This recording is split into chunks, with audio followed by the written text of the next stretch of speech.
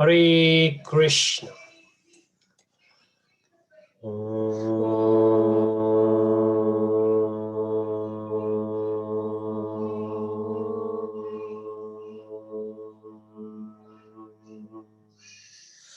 Ajnanaatimirandasya Jnanajanashalakaya Chakshurunmilitam yena Tasmai Shri Guruve Namaha. Shri Chaitanya Manobhishtam Sthapitam yena bhutale Swayam Rupa Kadamayam Tadati Swapadantikam Vandeham Shri Gurun Shri Yudapadakamalam Shri Gurun Vaishnavam Cha Shri Rupam Sagrajatam Sahagana Lalita Sajivam Sadhvaitam Savadhutam Parijana Sahitam Krishna Chaitanya Devam Shri Radha Krishna Padam Sahagana Lalita Shri Vishakhavitam Cha Hey Krishna Karuna Sindhu Dina Bandhu Jagatpate Gopesha Gopika Kanta Radha Kanta Namostute Tapta Kancha Gaurangi Radhe Vrindavaneshwari Vrishvanu Sute Devi Pranami Hari Priye Vanchakalpatarubhyascha Kripa Sindhubhya evacha Patitanam Pavanebhyo Vaishnavebhyo Namo Namah Namo Vishnupadaya Krishna Prishtaya Bhutale Shrimate Bhakti Vedanta Swami Niti Namani Namaste Saraswate Deve Gauravani Pracharine Nirvishesha Shunyavadi Paschatya Deshitarine Jai Shri Krishna Chaitanya Prabhu Nityananda Shri Advaita Gadadhara Shri Vasadi Gaura Bhaktavinda Hare Krishna Krishna Krishna Hare Hare Hare Rama Rama Rama Hare Hare. Hare Krishna, everyone. Thank you so much for your presence. And today we might be thin on attendance because we have another session going on at Bhaktivedanta Manor from the lead Brahmachari, Sutapa Prabhuji, who's renowned for his lectures and his literature. If in Google you type Sutapa monk, you're going to get all his blogging, which is amazing. And a lot of other courses I have attended, which are chartered by him. So good that he's doing it. And once I will finish this session, I will join his session afterwards. So maybe a couple of devotees were in touch that they will not able to attend. But I didn't want to cancel because we are doing the series. And in the series of 18 chapters of Bhagavad Gītā, in 18 sessions, today is 15th session and we are doing 15th chapter. And this is called Purushottam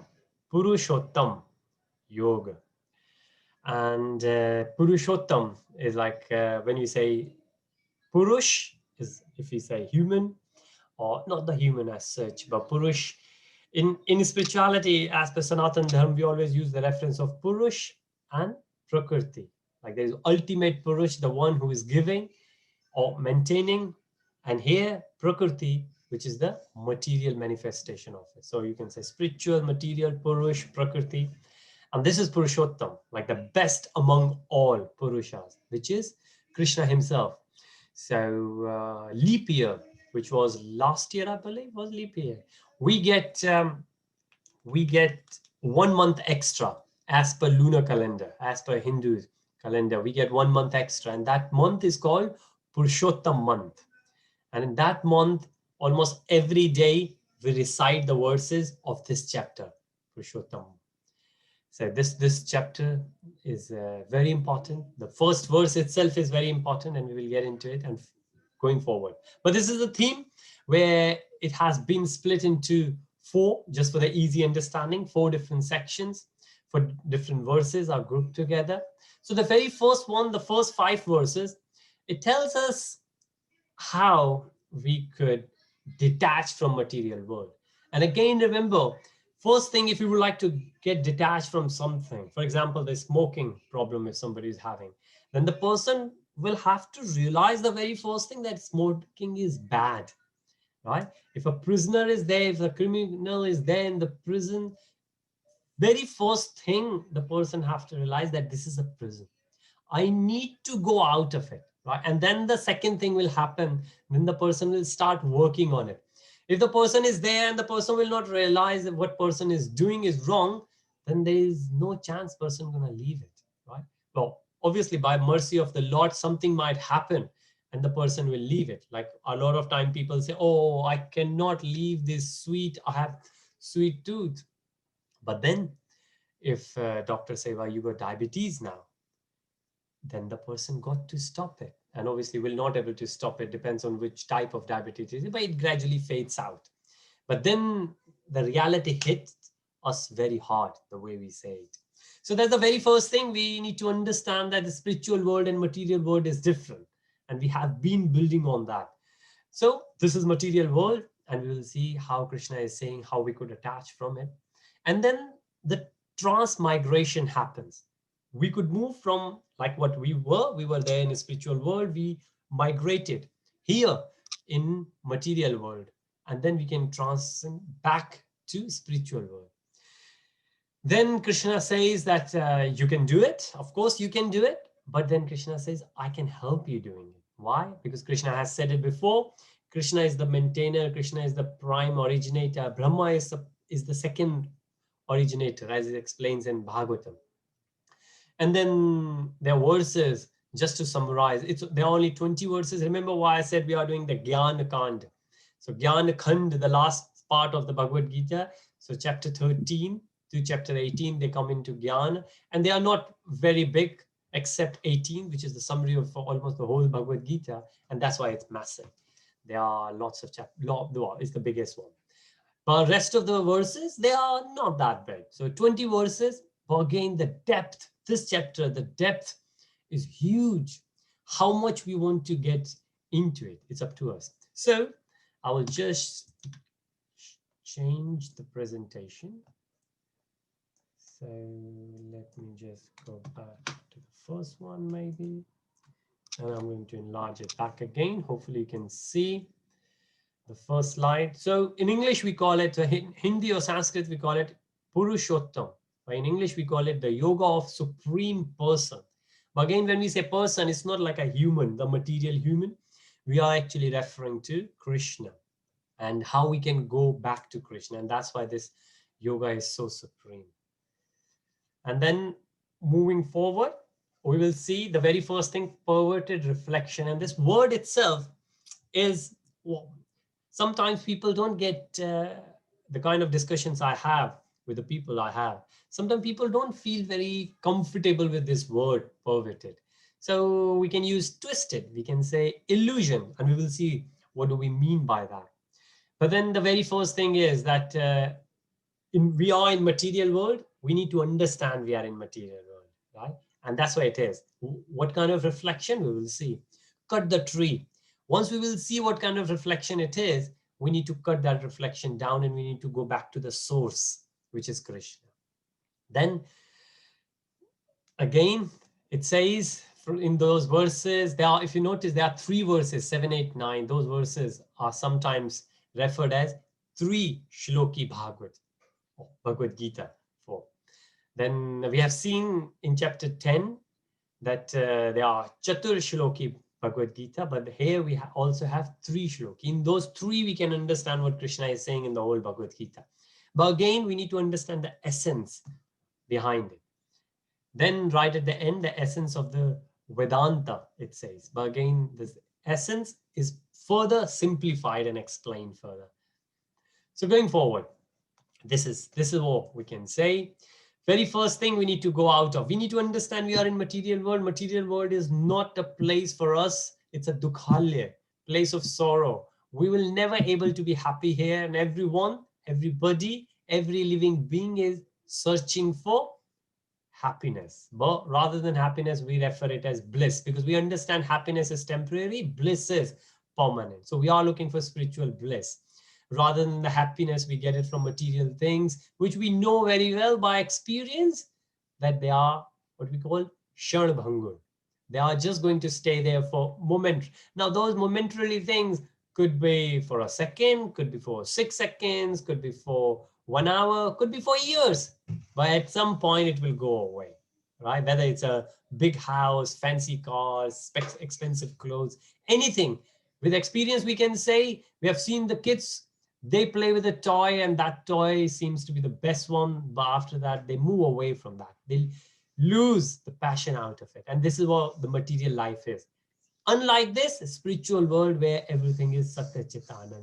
And that's what we are aiming for. So second part, once we know that, how we can go there. Krishna is going to give more information about himself and the place we would like to in his spiritual world. And then at the end, we will summarize it. So these are the 4 sections we are going to cover here.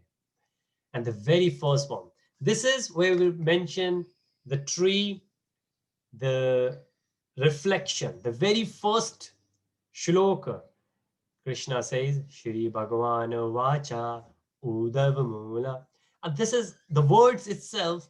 And I will share another presentation where each and every word could be understood in a literal meaning, that what that verse is. So this is, if we read the Sanskrit, we can understand what this word is saying. It says, and I will just to save the time, I'll just read in English. It is said that there is an imperishable banyan tree that has its roots upwards and its branches down, and whose leaves are Vedic hymns. One who knows this tree is the knower of the Vedas. Now, what does that mean? Anybody has heard this before? Anybody would like to comment what you think? Yeah? Okay. Shivani is sitting next to me. So Shivani said, I know. I said, what do you know? And she said, well, what you just said, I know that. Oh, right. Okay. So in this, in Bhagavad Gita, chapter 15, first verse, always remember this verse. This verse is actually one of those verses which many Vedic scriptures suggest that pregnant women, they should read it and they should listen it. A lot of times, just one verse, well, you can have the whole, as I said, Purushottam month, the whole chapter 15 we recite, but just this one verse is enough to understand it. Why? Because this gives us the understanding what this verse is saying. And if you will move forward, there are a few more verses to go along with it. It's a theme. But what basically this verse, this first section of chapter 15 is saying, that if we think about the spiritual world and material world, there's a tree in a spiritual world. And if you think about a tree at the bank of the river, the real tree is there, but then the reflection is there in water.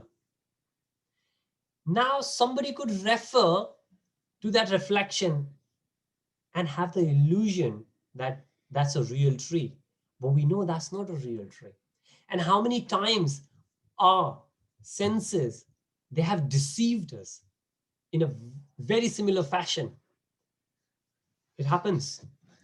If you are in Middle East, you look for the water in the sand, what happens? You get illusion of mirage, right? And there are many other examples like this. A lot of times we say on the phone, we get bewildered. We say, oh, well, somebody's voice, or somebody could pretend to be someone else, right? That's the reflection. That's not the reality. And this is what material world is. Material world is full of these. A lot of time people do it intentionally, but even if people won't do intentionally and everything is true, our senses are not true. And that's why we say we can't really rely on our senses. A lot of time people will say, well, we will trust it when we have self-realized. But well, what can we self-realize with this body? How many things we can self-realize? Cyanide is one of those examples. Could we self-realize on cyanide that it kills? And then only we will agree that it kills? No. We will trust on the experiments others people have done. And similarly, we trust the Vedic scientists, the Rishi Munis, who have written these scriptures. So they are very scientific. And the research has been done. And Bhagavad Gita has been presented in a very concise manner where the commandments are given. Right.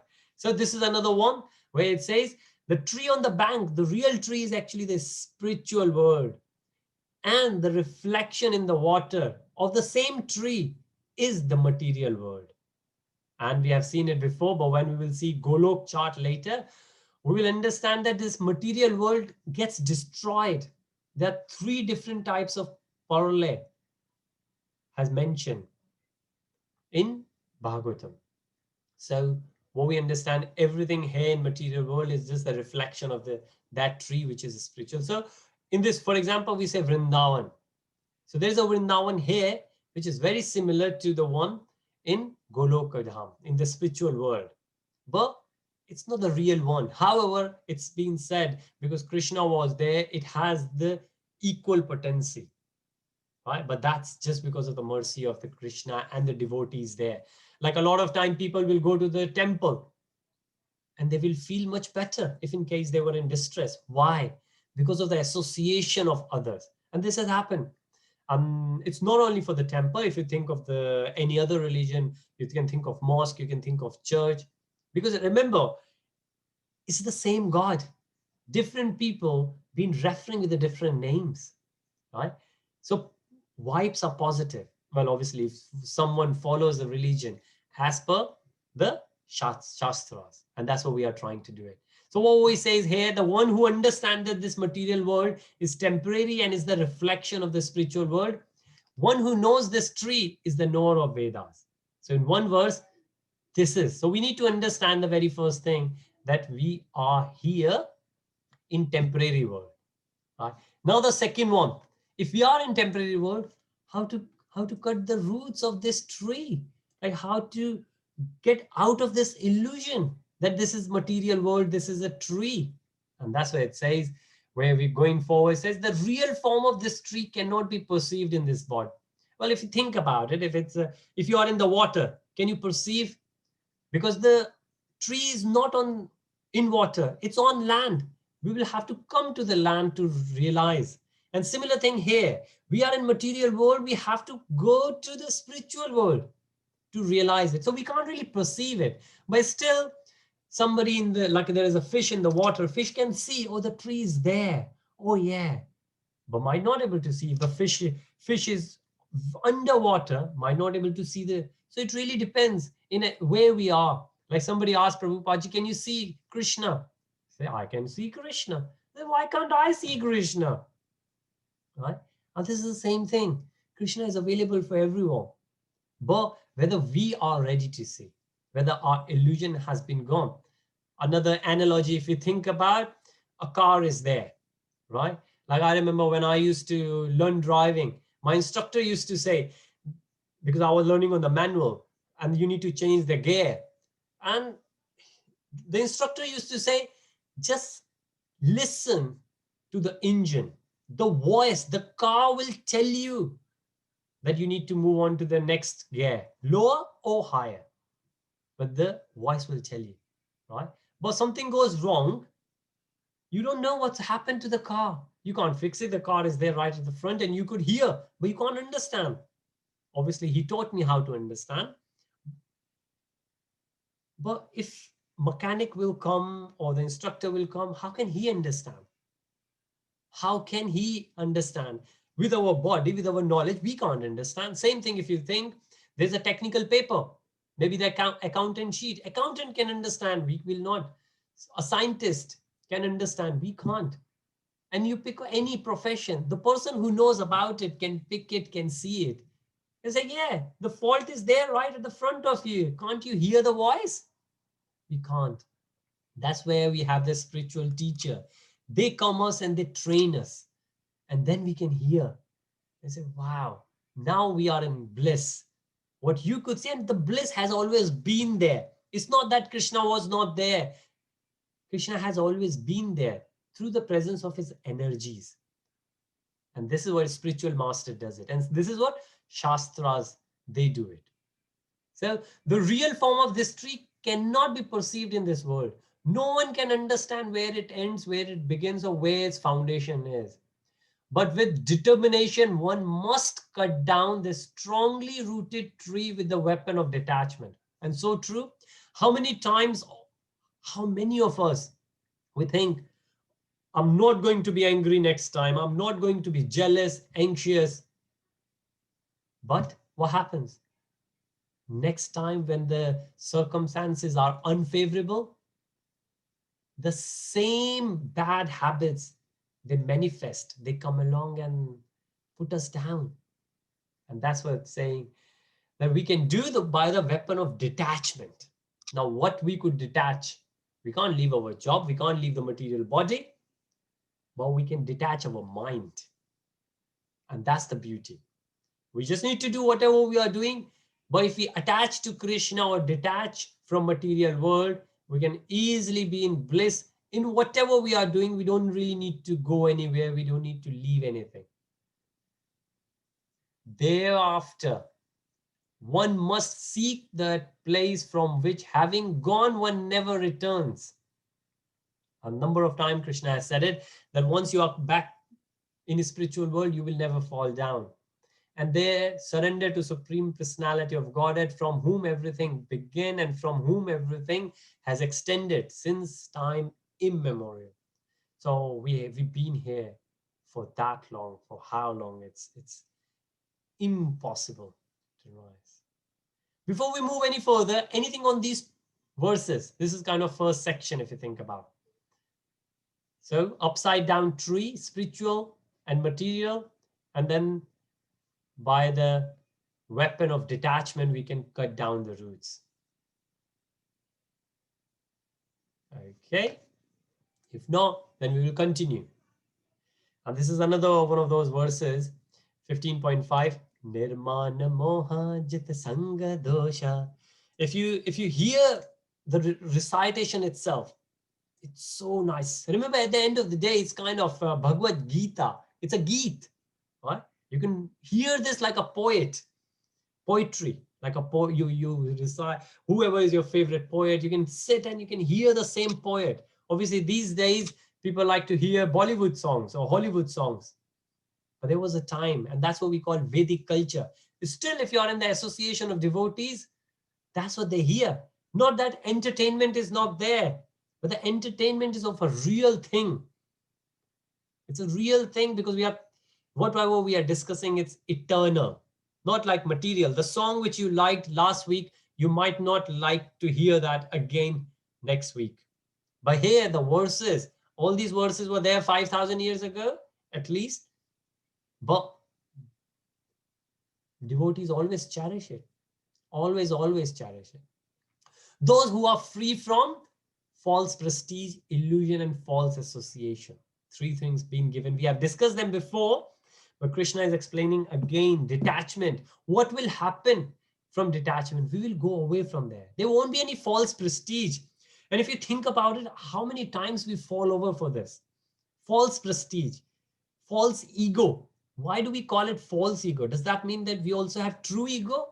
Yes, we have true ego. What is ego? Ego is the identity. Ego is the identity.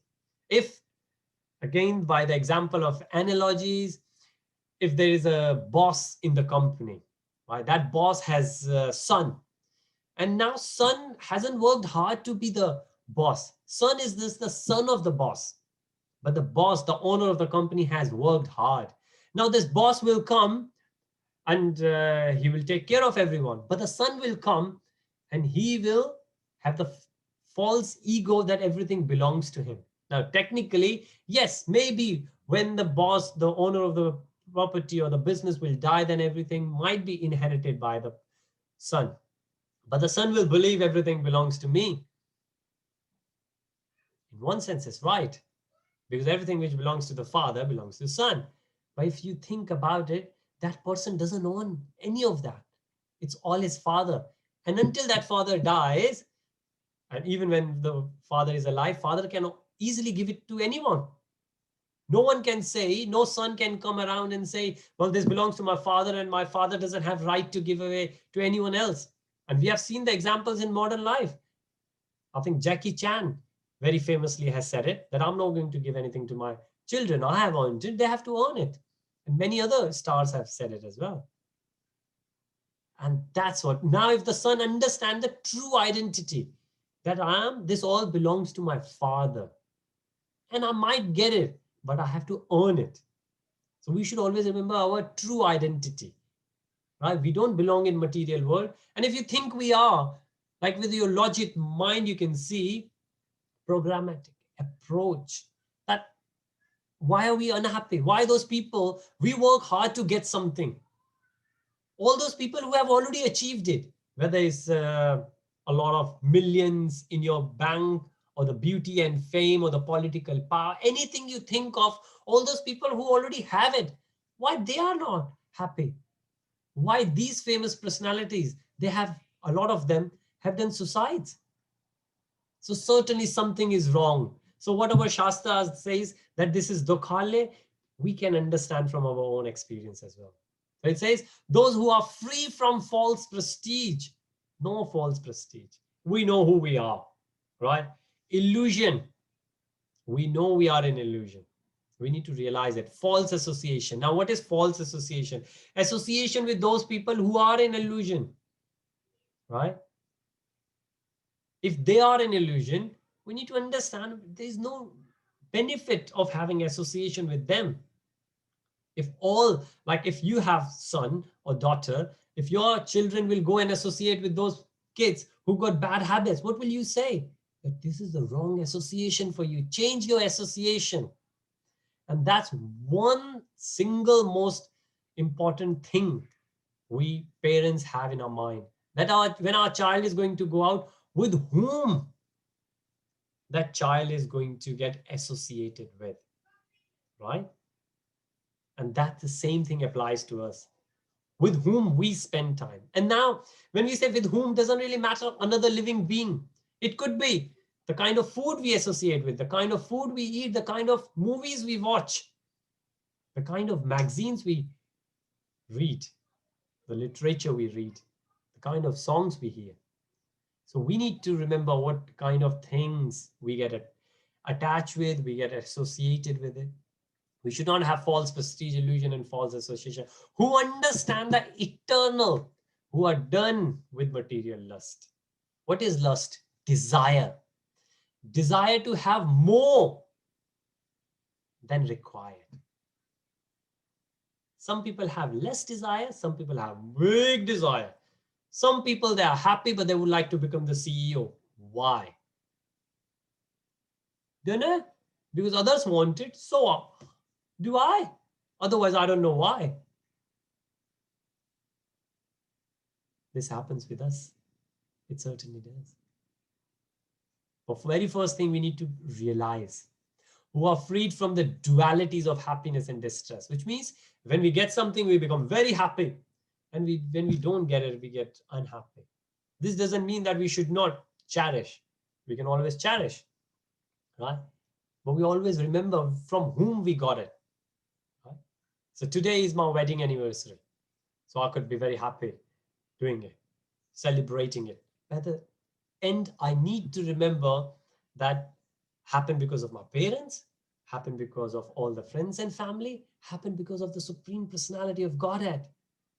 It's not that I will sit back and I will say, wow, I made it. I'm great.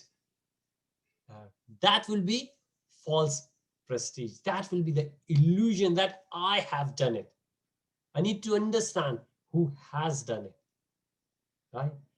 And we should always be there in equipoise. Equipoise. Dualities of happiness and distress, like two different ends. No. And who unbewildered? Bewildered? Again, confusion. We won't be confused. Know how to surrender onto the Supreme Personality to attain to that eternal kingdom. And that's what Krishna is saying. Gachanti amura padam avyam tat. Tat there. Where? Supreme Personality of God. And then again, in Goloka chart, we will see it again, what it is. And I'm just checking the timing. It might be a good time for a quick quiz? Okay, so I'm not sure though if I have shared all the answers of the questions, but still it's good to go for a quick poll. That gives you a bit of break listening to me and getting engaged, maybe what we have already discussed. So you should be able to see the quiz on your screen now. If you would like to do it, please.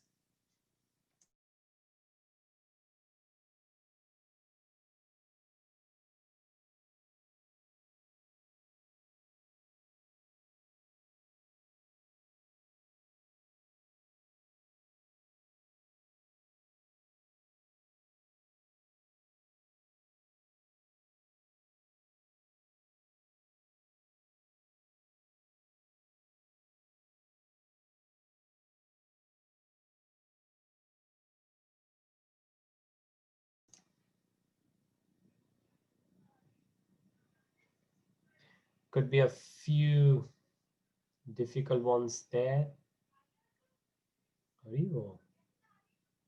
Okay, few of you have already done it.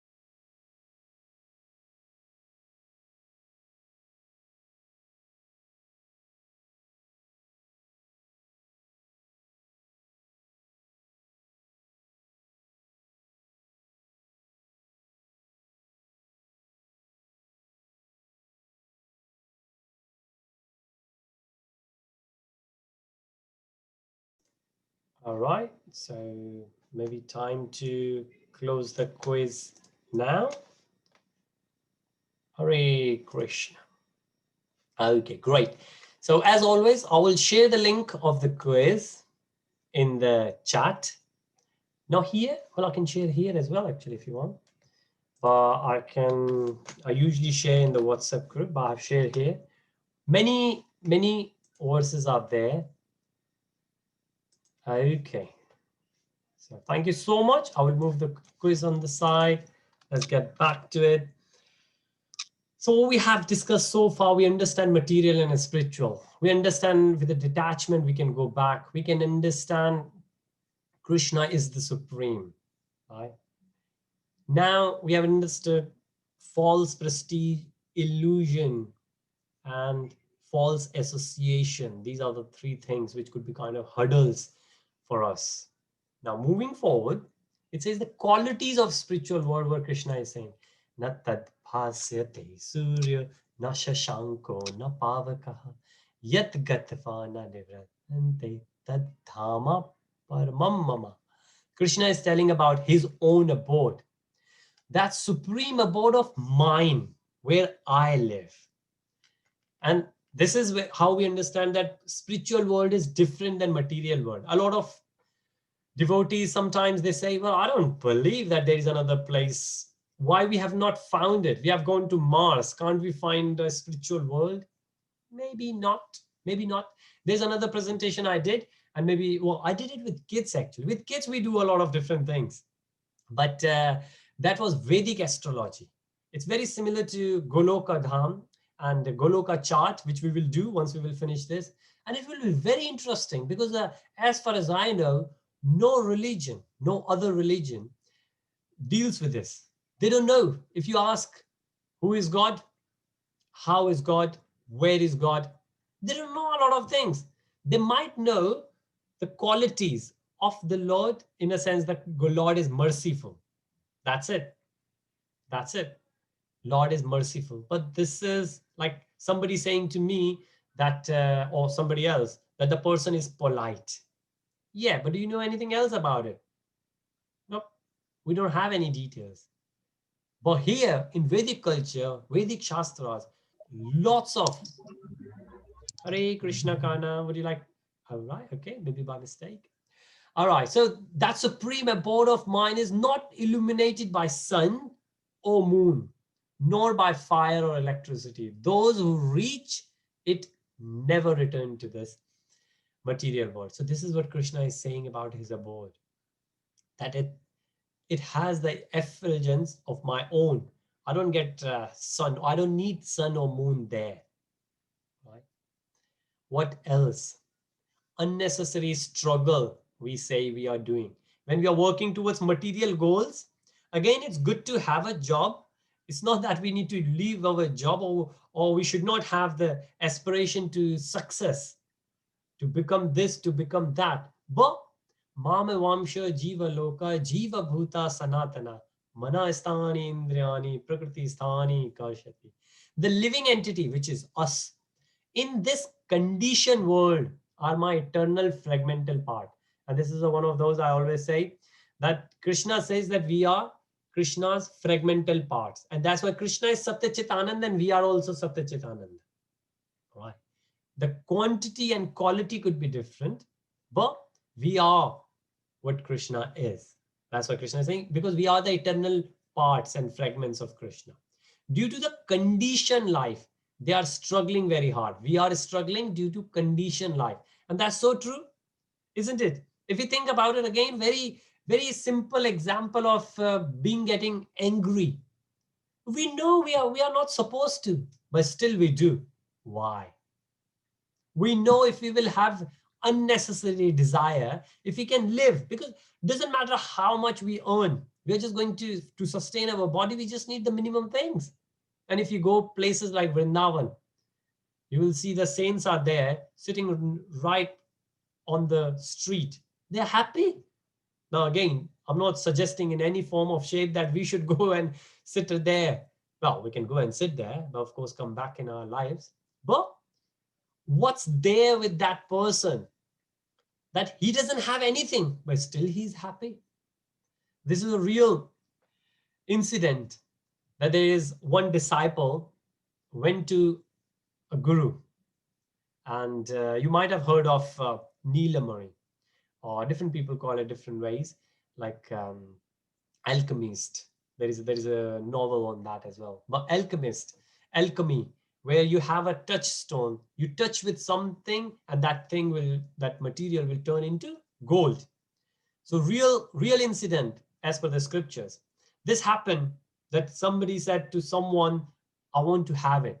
And the person said, oh, I know the person who can give you. I say, yeah, where? Who is the person? The person gets a name, and this person goes to that teacher, that guru, a saint. Went to him. He was there doing meditation. He said, I'm here. Somebody renowned, has suggested that you have this money. I can take it, and which will turn into gold to you. He said, yeah, I have. Do you want? Do you need? He said, yes. Can you give it to me? He said, yeah, of course. I'm happy to help you if you need. He said, yeah, where it is. He said, do you see that dustbin on the side? It's there. Take it, please. And this person goes there, take it, and he touched it, and it works. And he go bewildered. He go, wow, I'm super rich now. He said, thank you so much. I'm going. He went out, step outside, and realized, hang on. This person, if you look about, he hasn't got anything. Like, he's not sitting in a big, massive house. He's just in his room, and he doesn't have anything in his room. Then he went back. He said, I think this is the best thing in the world. And that saint said, good for you. He said, but the way you have thrown this in the bin looks like you have something much bigger and important than this. He said, of course I do. He said, what is that? And the saint said, to have what I have, which is much bigger than this thing, what's in your hand, you have to put this thing back in this bin. And then this guy understood that how this thing was in the bin. He put that thing in the bin, came back to him and said, what is that? And he said, now I will give you the knowledge about the Supreme who has created me and who has created this thing. This thing somebody could steal from you. This thing might stop working one day. But the knowledge about Supreme, once we understand that, then there is no ending. Now, how many things we have, such things we have in our life? Could be our parents, could be our job, could be the beautiful, nice, fancy, smart, expensive car we have. Could be our clothing, could be our husband, wives, our children, right? These things we are so much attached with. And what Krishna is saying, the weapon of detachment. Now, again, we don't really need to leave it, because what matters is where our mind is, right? We serve, but when we become devotees, we serve everyone, not just our families. And that's the beauty of devotional service. And this is the knowledge Krishna is giving here. And this is the conditioning we have due to the six senses, including mind.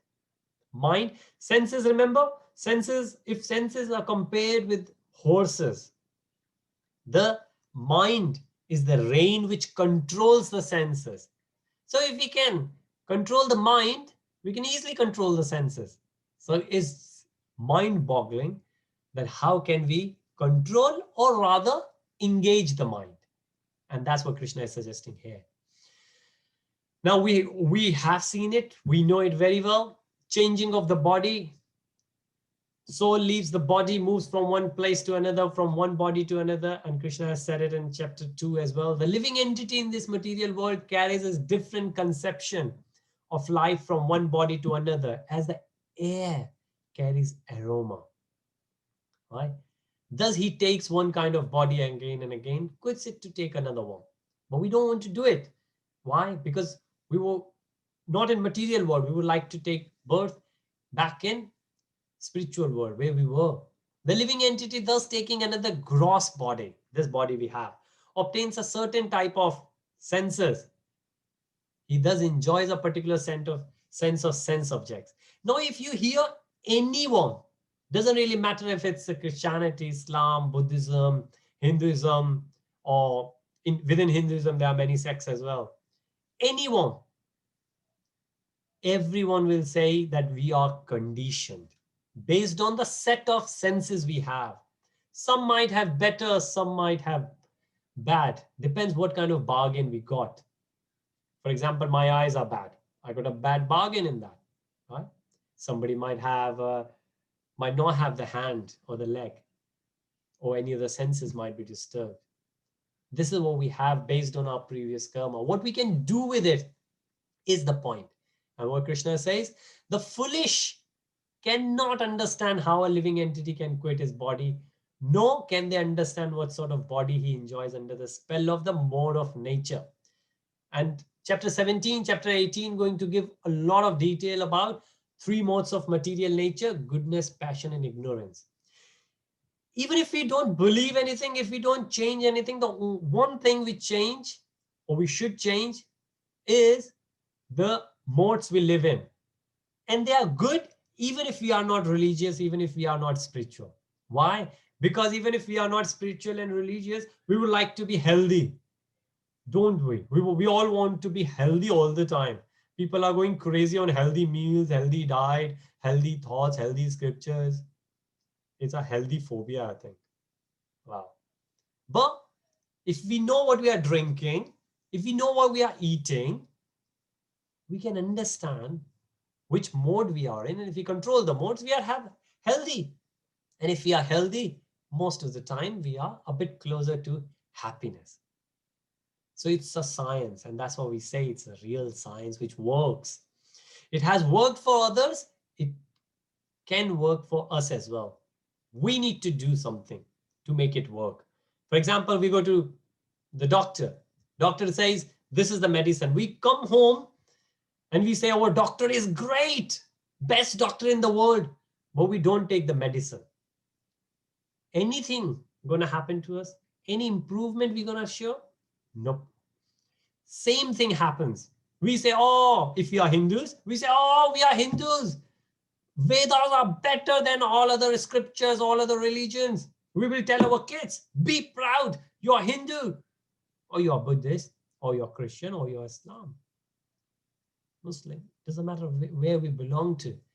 But until unless we follow the scriptures, the instructions given, our life is not going to change. Just like that patient who is just going to glorify the doctor and not going to take the medicine. So for us, the medicine is very first thing, we have to go to the doctor, which we have done it. We are reading the scripture. We need to understand the scripture. Then we need to follow. We need to get it implemented in our life. The endeavoring. We have to work. Transcendentalist. We need to go beyond these three material modes. We need to transcend them. Who are situated in self-realization. Isn't it important to be self-realized? All us parents, we always say to our kids, focus what you are doing when you do studies. What that focus is, self-realized. When we realize what we are doing, where our mind is, isn't that called self-realization? With a bodily gross terms, can see all this clearly. But those whose minds are not developed and who are not situated in self-realization cannot see what is taking place, though they might try. And we have seen it. We have seen it number of times. We are in the movie and we forgot something else we were supposed to do. Maybe we had the appointment. We missed it. How? Because we got too attached. We were not self-aware what we were doing. Why? Because the mind was taken away from us. And then Krishna gives a bit more information. The splendor of the sun which dissipates the darkness of this whole world comes from me. Now Krishna has given in chapter 14, chapter 16, a number of things that I'm the base of everything. Sun, moon, everything comes from me. And they get what sun is famous for. If the sun doesn't have sunlight, are we going to call that as a sun? Are we going to use that sun? Is that sun going to be any use to us?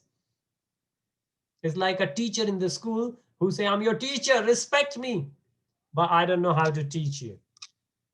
Nope. So the sun is there because of the sunlight. And Krishna says, I give that energy to sun. Same thing to the moon. I enter into each planet and by my energy, they stay in orbit. Now, cannot make clearer than that. There is another series we are doing with kids called The Journey of Self-Realization. Again, that helps with the focus. So kids, they know what they are doing, but it applies to us as well. And the very first thing is God there? Let's observe the things around us. But if we believe on what's written in Bhagavad Gītā, it's written straight away. Krishna says, Aham ojasa comes from me. I am. Right? They will supply the juice of life to all vegetables. This is the maintainer. If we think about, I'm the fire of the digestion in the bodies of all. In Ayurveda, we call it Jathar Agni, stomach. If we don't have that, then we will not able to digest. This is a real thing in Ayurveda. It says more than 90% of the issues with the body is based on the stomach. As long as we keep our stomach sorted, more than 90% of the issues we will not face.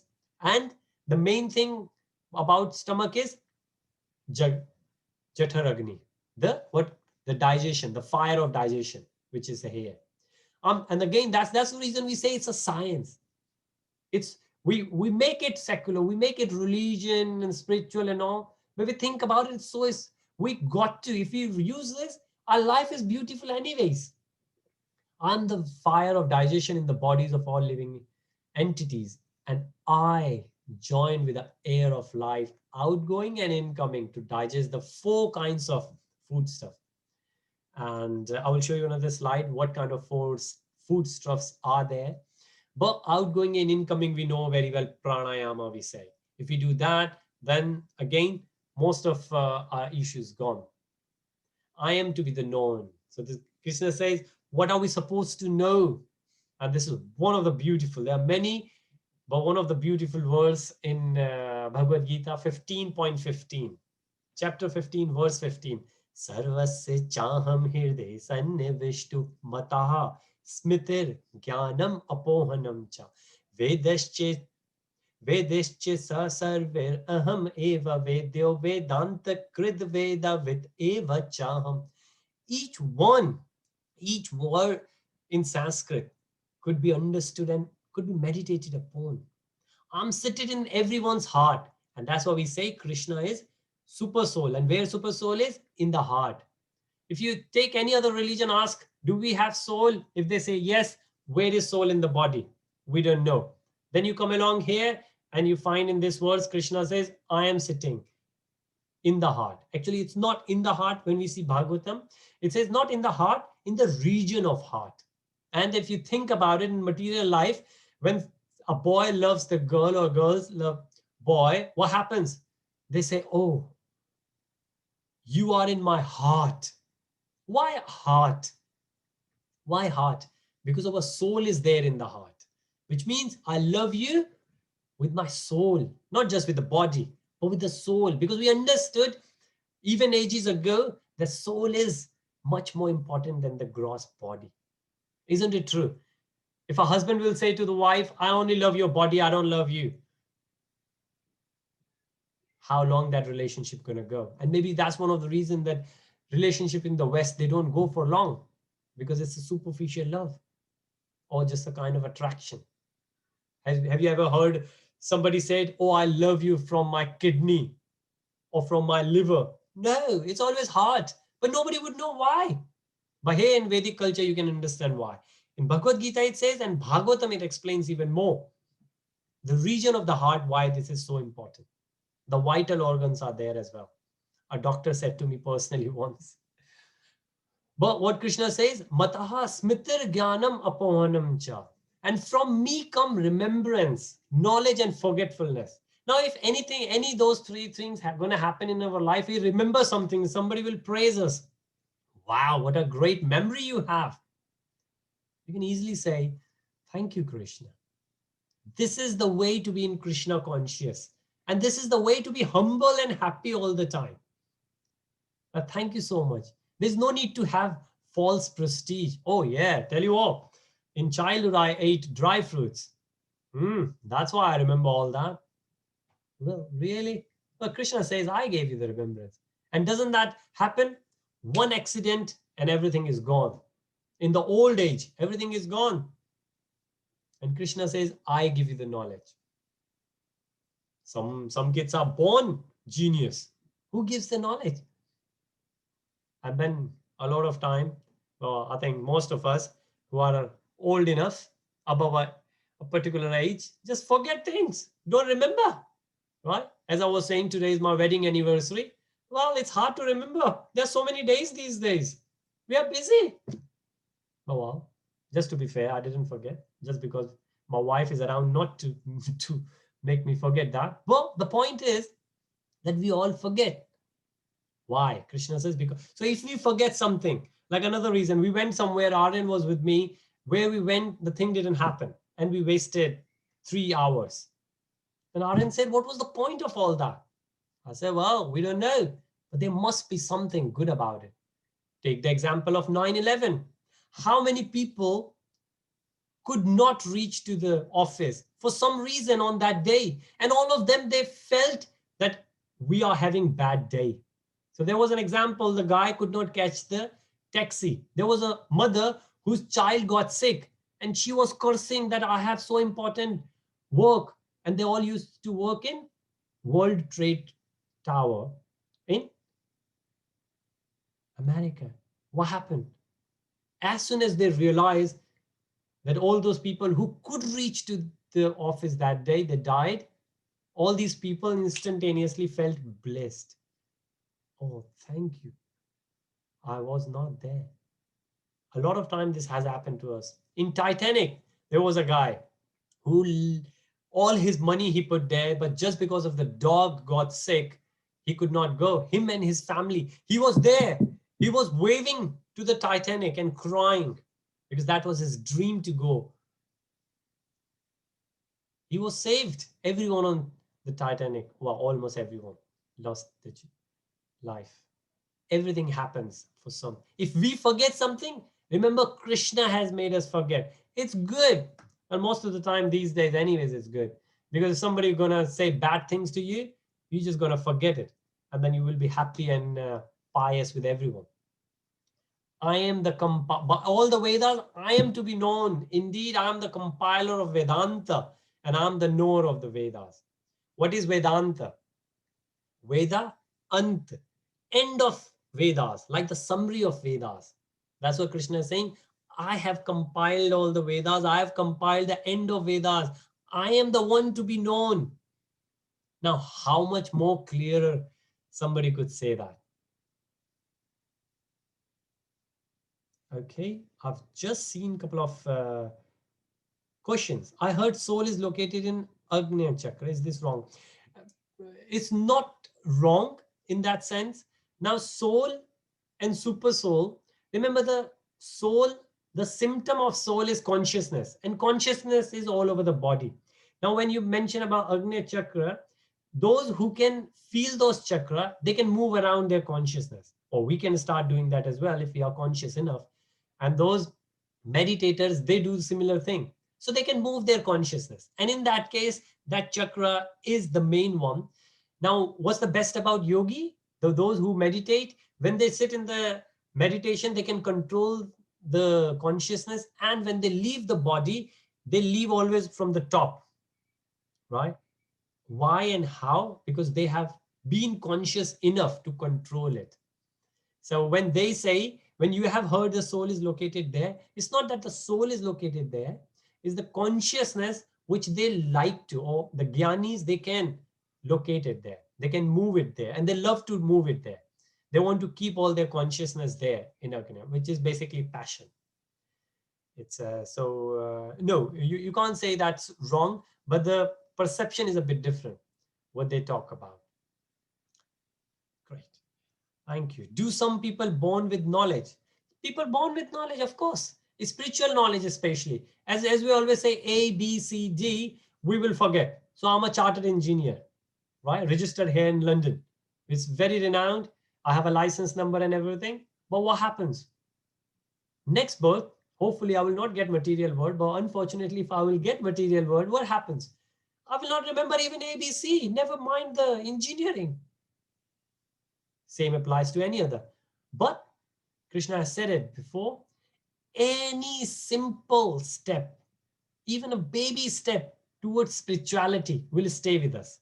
So when the question is that do some people born with knowledge, material knowledge? No, they won't. We all forget. Spiritual knowledge, yes. That's why you will see. That's why we see that some kids, they have very eagerness to learn the spiritual knowledge, and some they are even at 80 and it's hard for them to understand, and they're still enjoying materially. Why? Based on their previous karma. They do. And Krishna can, teachers can do it.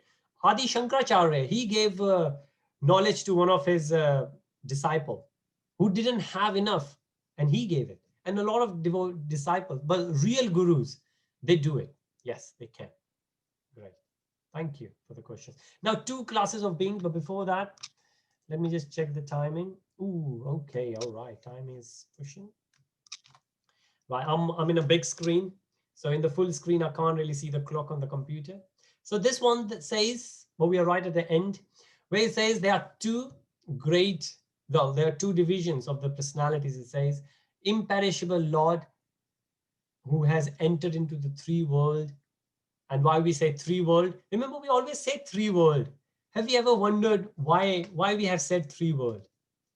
Now, there are many movies on this as well. And many, obviously we say Brahma, Vishnu, Mahesh, but why 3 world? And again, when we will see Goloka chart, we can understand one where we have one higher and one lower. And that's the reason we say 3 world. So again, the point is to be conscious. If we just try to understand what we have, what we say, what we use, or why our ancestors used to say that way. And then Krishna says that because I'm transcendental beyond both fallible and infallible. So in this, it says or here, two classes of beings. One is fallible, one is infallible. What does that mean? That we living entity, we can fall down, but Supreme Personality of Godhead, Krishna, never falls down. Then Krishna says, I'm the Supreme Personality and I'm the one who take care of everyone, who will take care of everything around you. Krishna has said it before as well. So two category, one Jiva, we say Vibhu and Anu. So one is living entity and one is the Supreme Krishna. And Krishna is saying that I take care of. I'm beyond both fallible. So we are fallible who can fall down. And but Krishna says I'm even above. And because I am the greatest, I'm celebrated both in the world and in the Vedas as the Supreme Person. And that's so true. Most of the scriptures we pick, Krishna has been described. Shivji was doing meditation. Parvatiji asked, whose meditation you are in? And he gave verses after verses praising Krishna. That's in Shiv Puran, that's in Bhagavad Puran, that's in Brahma Puran. Vishnu Puran also says that Vishnu Puran gives different examples when somebody else was asking. And then one who knows him serves him. Again, at the end of the day, everything will come down to know him, to be conscious of him, and to do serving. So how can we serve Krishna? Serving the world, serving the devotees. Now, any religion you will pick, any good spiritual enough. So you don't really have to be the topmost. You are spiritual enough. The very first thing you will start doing, you will develop those qualities where you will like to help everyone. Why? Because you will see Krishna and Krishna's energy in everyone. Again, I'm using the word Krishna, but some people, they might not use the word Krishna. They might say something else based on the religion and faith they have been. Right? In Buddhism, they might call it Buddha. Right? They might say, well, there is another Advaita where they say Brahman. But the idea is everyone will serve. You pick Vivekananda, Swami Vivekananda, Ramakrishna Mission Trust, Yogananda Paramahansa, Adi Shankaracharya ji, all of those spiritual leaders, at the end, what they did? They served. Whoever knows me as the Supreme Personality of Godhead without doubting is the knower of everything. He therefore engages himself in full devotional service to me. Now, how to me? And Krishna says, those who love me, they serve my devotees. So again, serve the society. This is the most confidential part of the Vedic scripture, O sinless one, and it is disclosed now by me. Whoever understands this will become wise and his endeavor will know perfection. That's it. That's it.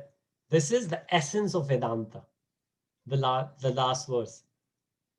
Or we need to, if we again we think, just to summarize it, we need to understand we are in material world, we are not in the spiritual world. Then we know by detachment, if we control, engage our mind, we can cut the roots, deep-rooted roots of this tree out. We can go out of material world. And Krishna has said, if you come to spiritual world, you will never fall back. And the spiritual world is the one where we don't even need sun and moon, because sun and moon, they get energy from Krishna. And then Krishna says, those who understand this, they serve me by serving the devotees, by serving the society. And they are the ones who, right? If you see, Krishna says, they are the one who understands, become wise, and his endeavors, like anything you do, will know the perfection. Anything. Krishna has already said it, that those, my devotees, if they need something, I give them, and if what they have, I protect them. And that's why devotees, they never feel sorry about anything. They're quite happy. Doesn't really matter where they are. Right. With that, any questions, please? I've ran over 4 minutes, please. Sorry. Any questions on whatever we have discussed so far? Okay, sounds good. Great. So remember, we still have 3 chapters and they are very crucial. Chapter 16, demon, again on the qualities we will see. Chapter 17 and 18, where we will, how to live the life, mode of passion and goodness and ignorance. We will go in detail how to change our life just by making some choices. Like everybody will say, the life choices we do. If we change that, we remain happy. So with that, Hare Krishna. Thank you so much for your presence and look forward to see you 10 a.m. Hare Krishna. Hare Krishna. Thank you, Navneet. Hare Krishna. Hare Krishna. Hare Krishna. Ishan. Hare Krishna. Hare Krishna, Babiji. Hare Krishna, Prabhuji, from me and Jay. Hare Krishna, Anil Prabhuji. And Hare Krishna, Jai. Thank you so much, Prabhuji. Hare Krishna.